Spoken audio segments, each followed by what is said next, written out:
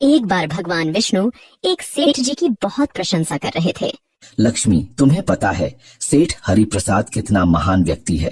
स्वामी, आप अक्सर इस सेठ जी की इतनी प्रशंसा क्यों करते हैं? यह सेठ तो व्यापारी है और धन का लोभी होगा। आप कहें तो मैं उनकी परीक्षा लेकर यह देखूं कि क्या वास्तव में वह इसके योग्य है या नहीं। ठीक है देवी, अभी सेठ नींद में सोए हुए हैं, तुम उनके स्वप्न में जाकर परीक्षा ले सकती हो। अगले ही क्षण देवी लक्ष्मी सेठ की परीक्षा लेने चली गईं। स्वप्न में धन की देवी लक्ष्मी उनके सामने आई और बोली, वत्स, मैं धन की देवी लक्ष्मी हूँ। सेठ जी को अपनी आंखों पर यकीन नहीं हुआ और वो बोले, हे माता, आपने साक्षात अपने दर्शन देकर मेरा जीवन धन्य कर दिया है। बताइए, मैं आपकी क्या सेवा कर सकता हूँ? कुछ नहीं, मैं तो बस इतना बताने आई हूँ कि मेरा स्वभाव चंचल है और वर्षों से तुम्हारे भवन में निवास करते करते मैं ऊब चुकी हूँ और यहाँ से जा रही हूँ। मेरा आपसे विनम्र निवेदन है कि आप यहीं रहकर हमें अपनी कृपा का भागी बनाएं। किंतु अगर आपको यहाँ अच्छा नहीं लग रहा है तो मैं भला आपको कैसे रोक सकता हूँ? आप अपनी इच्छा अनुसार जहाँ चाहें जा सकती हैं। और माँ लक्ष्मी उसके घर से चली गईं। थोड़ी देर बाद वे रूप बदलकर पुनः सेठ के स्वप्न में यश के रूप में आई और बोली, सेठ, मुझे पहचान रहे हो? नहीं महोदय, आपको नहीं पहचाना। मैं यश हूँ। मैं ही तेरी कीर्ति और प्रसिद्धि का कारण हूँ। लेकिन अब मैं तुम्हारे साथ नहीं रहना चाहता क्योंकि माँ लक्ष्मी यहाँ से चली गई है। अतः मेरा भी यहाँ कोई काम नहीं। ठीक है, यदि आप भी जाना चाहते हैं तो वही सही। सेठ जी अभी भी स्वप्न में ही थे और उन्होंने देखा कि वह दरिद्र हो गए हैं और धीरे धीरे उनके सारे रिश्तेदार व मित्र भी उनसे दूर हो गए हैं। यहाँ तक कि जो लोग उनका गुणगान किया करते थे वो भी अब बुराई करने लगे हैं। कुछ और समय बीतने पर माँ लक्ष्मी धर्म का रूप धारण कर पुनः सेठ के स्वप्न में आई और बोली, मैं धर्म हूँ। माँ लक्ष्मी और यश के जाने के बाद मैं भी इस दरिद्रता में तुम्हारा साथ नहीं दे सकता। मैं जा रहा हूँ। जैसी आपकी इच्छा। और धर्म भी वहाँ से चला गया।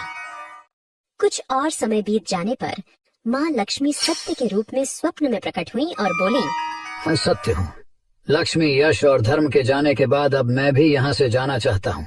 ऐसा सुन सेठ जी ने तुरंत सत्य के पांव पकड़ लिए और बोले, हे महाराज, मैं आपको नहीं जाने दूंगा।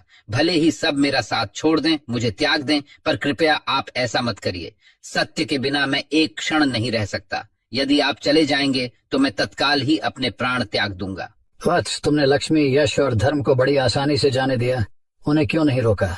मेरे लिए वे तीनों भी बहुत महत्व रखते हैं, लेकिन उन तीनों के बिना भी मैं भगवान के नाम का जाप करते करते उद्देश्यपूर्ण जीवन जी सकता हूँ। परंतु यदि आप चले गए तो मेरे जीवन में झूठ प्रवेश कर जाएगा और मेरी वाणी अशुद्ध हो जाएगी। भला ऐसी वाणी से मैं अपने भगवान की वंदना कैसे कर सकूंगा? मैं तो किसी भी कीमत पर आपके बिना नहीं रह सकता। सेठ जी का उत्तर सुन सत्य प्रसन्न हो गया। तुम्हारी अटूट भक्ति ने मुझे यहाँ रुकने पर विवश कर दिया और अब मैं यहाँ से कभी नहीं जाऊंगा। और ऐसा कहते हुए सत्य अंतर्ध्यान हो गया। सेठ जी अभी भी निद्रा में थे।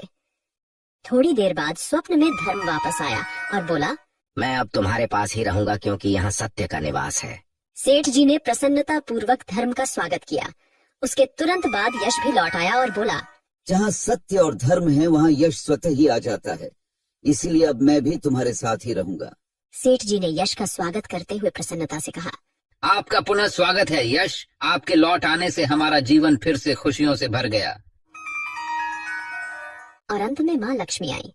उन्हें देखते ही सेठ जी नतमस्तक होकर बोले, हे देवी, क्या आप भी पुनः मुझ पर कृपा करेंगी? अवश्य। जहाँ सत्य, धर्म और यश हो वहाँ मेरा वास निश्चित है। माँ लक्ष्मी ने उत्तर दिया। यह सुनते ही सेठ जी की नींद खुल गई। उन्हें यह सब स्वप्न लगा, पर वास्तविकता में वह एक कड़ी परीक्षा से उत्तीर्ण होकर निकले थे। मित्रों, हमें भी हमेशा याद रखना चाहिए कि जहाँ सत्य का निवास होता है वहाँ यश, धर्म और लक्ष्मी का निवास स्वतः ही हो जाता है। सत्य है तो सिद्धि, प्रसिद्धि और समृद्धि